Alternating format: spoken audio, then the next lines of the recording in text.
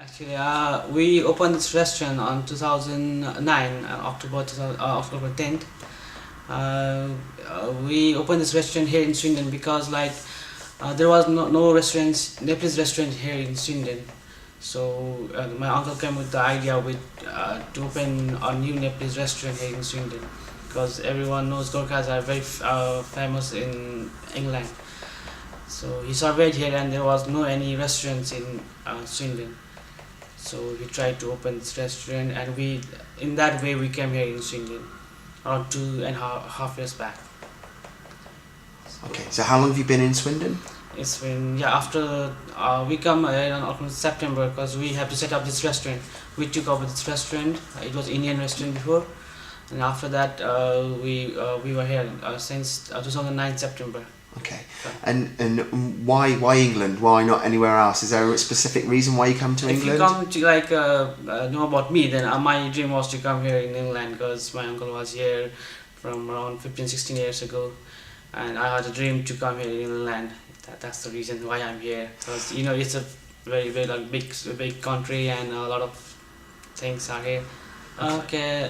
Basically, the thing that whenever I see it on the television, I used to see the big the London Bridge and the Tower Bridge and the Big Ben. So and the people and a lot of busy people here. So that was the main thing that I was attracted here, and it's a very expensive city as well.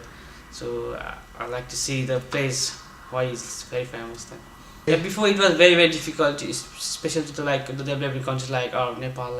It's still developing, and it was very hard. But around 2009, I think the England government make a bit easier to come here for us like a student. I'm a student here, so it was very easy to at that time. It was very easy to come here. So that time we just make a process and I get a visa here for the student. For a student, and how long does your student visa last for then? Is that for a long time, or it's for this next year? It's expiring next year. Hopefully, I'll finish my studies, and then if I plan to study further, then I'll extend my visa. Otherwise, I'll go back to my country. Okay, and is that what you plan to do? Do you want to stay in England, or do you want to go back? No, I'll go back because everyone is there. My parents are there. So I won't be living here. I am just here to study here. Okay, can I ask what you're studying? It's ACCA. Which is? It's a accounting program. Right. Okay. So an accountant, basically. Yeah, an accountant. Okay, brilliant. And you hope you're going to take those skills back to Nepal? Yeah, is there I don't want to sound inspired, but is there a lack of skills around those sorts of jobs? Will it be easy for you to go back to Nepal? And yeah, we have in Nepal now. It's a bit famous now. Like everywhere in Kathmandu, there are a lot of institutes are running the SCA courses, but here it's more recognized. I think that's why.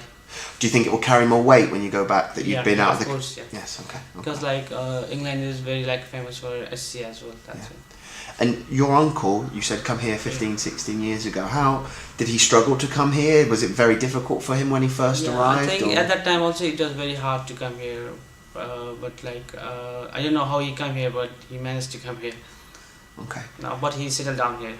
Because we always associate Gurkhas with obviously with Nepal, and there was something back. It may have been back in 2009 with Joanna Lumley lobbying the government in order to allow to Gurkhas that fought for this country to have British citizenship. And do you have family members that are Gurkhas or no, not really, because I'm from Newar. My caste is Newar.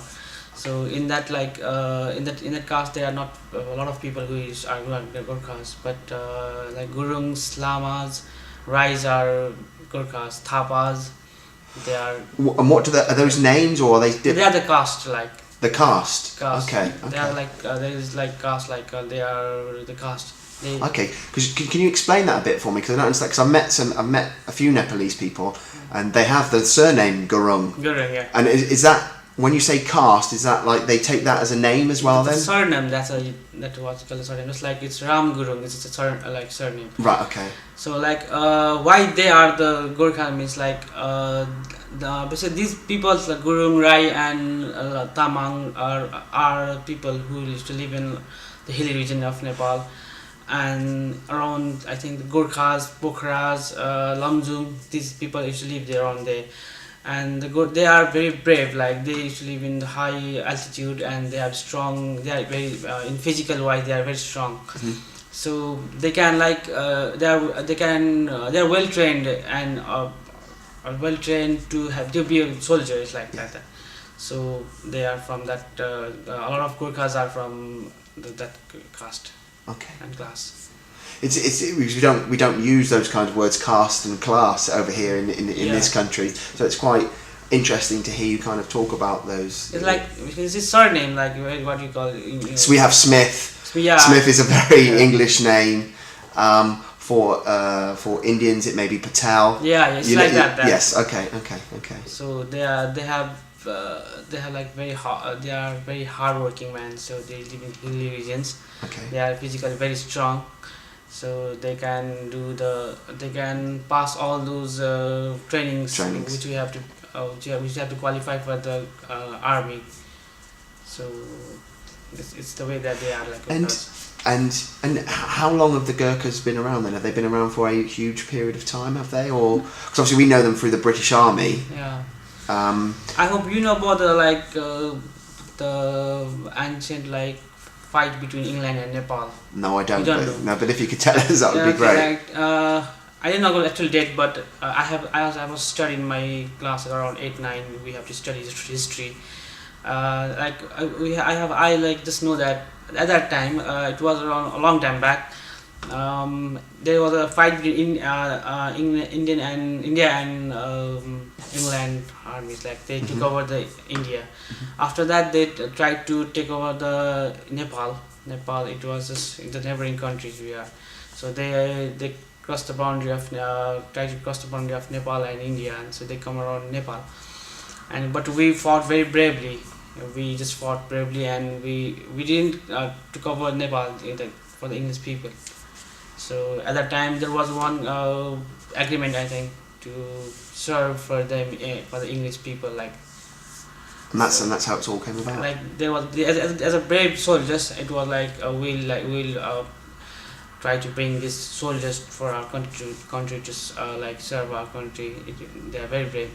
So from that time, the English people are very inspired about the bravery of Gurkhas. Okay. So from that time, they have bring the Gurkha soldiers here to fight for their country. Oh, excellent. And so, do we have is there a large Nepalese community in Swindon now? Is there? Yeah, it's a large community there. A lot of people here. Because we have done parties here in Swindon around 1 year back. We have big festival Dasai. Is your festival? What's it called? Dasai. What does that mean? Anything specific? Or? It's what we call for that festival. It's a big one of the biggest festival of Nepal. It's called Dasai. And does it celebrate anything specific or? Yeah, it is basically celebrated 15 days in Nepal, but here it's just celebrating 1 or 2 days. Okay. And we have a lot of holidays in that festival. And during that time, every year the Nepalese community here makes a big party here, and during that time I heard that there are around 800 to 900 people here living in Sweden. Okay. It's a big community here, and we made a catering for around 400 people at that time. Okay. And do you get a big mixture of people here in your restaurant? Yeah, I must say that our main customers are the English people here. Yeah. But we have parties for Nepalese people because they are very busy on their work, so they can't come here daily, like on the weekends every day. They used to come here to make some parties arrangements. We have basically English people are our main customers here. Okay. And what is a traditional Nepalese dish? I would say we normally eat rice and curries, like vegetables and lentils as a dal we say, and pickles every day in our country. So beside that some people used to eat thido. That's the traditional food.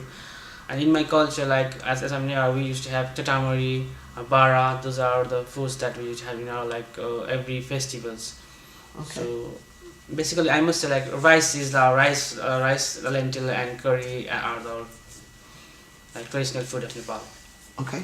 Excellent. Thanks for taking the time to talk to us. Yes, thank Thank you. you.